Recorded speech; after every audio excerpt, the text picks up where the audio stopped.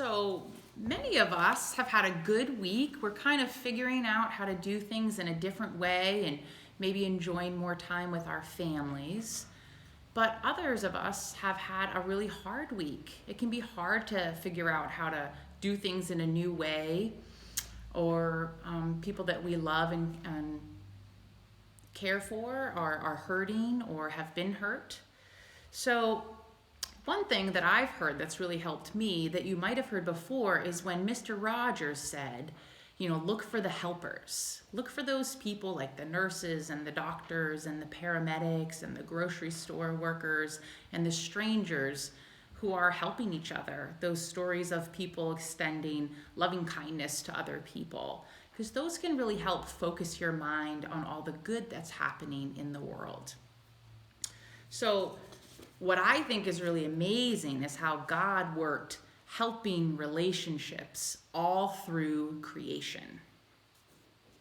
There are different species that work to help each other, and you wouldn't think that they are friends. I'm going to give you a couple of examples. These are called symbiotic relationships, and that means that both species benefit because they're helping each other. So this first one, this is a crocodile and an Egyptian plover.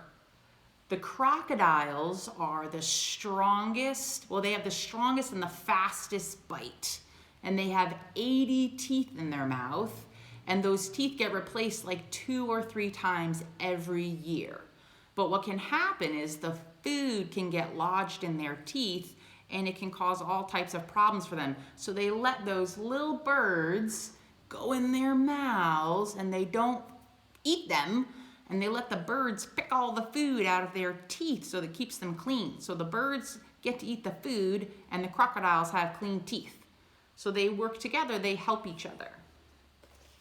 This next one is a zebra and an oxpecker bird. It's also called a tick bird. So the tick birds, they work their little beaks through the zebra's mane, so they keep the hair looking nice, and they pick through there, and they get all the little ticks, and they eat it. So the birds get food, and then the zebras will provide the birds protection. So they have a symbiotic relationship. They have a helping relationship. And the last one is the spring-tailed lizard and the fat-tailed scorpion.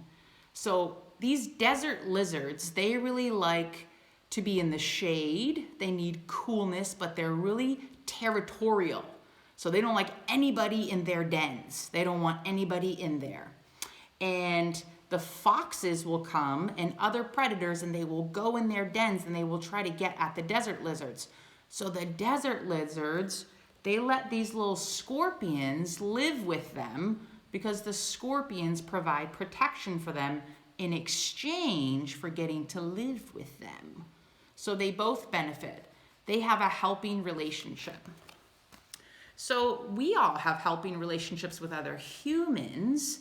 We help our family members. We might even help strangers or people we only see some of the time. But we also have to remember that we should be having a symbiotic relationship with the earth and all the creatures on the earth, on the planet, because we don't want to take too much for ourselves. And the humans, we're basically the most powerful animals on the world, and the choices that we make, the actions that we take, they have a big impact on the planet. So we can be in a helping relationship with other animals. There's plenty of things that we can do. We can leave some of the dandelions and not mow them down, because those are like the first food the bees have when the bees come out of hibernation. We can put out our bird feeders so that those birds can have food to eat on a regular basis. They don't have to work as hard. We might pick up the trash. We can recycle. We can use less water. We can use both sides of the paper, so we could use less trees, right? So for this coming week, I want you to think about what's a new way for your family, for yourself, to be in a helping relationship with the earth or an animal that you might not have thought of before, because these are kind of the basic ones. You might have to get more creative to think of a new one for yourself, but see what you can come up with, okay? Awesome.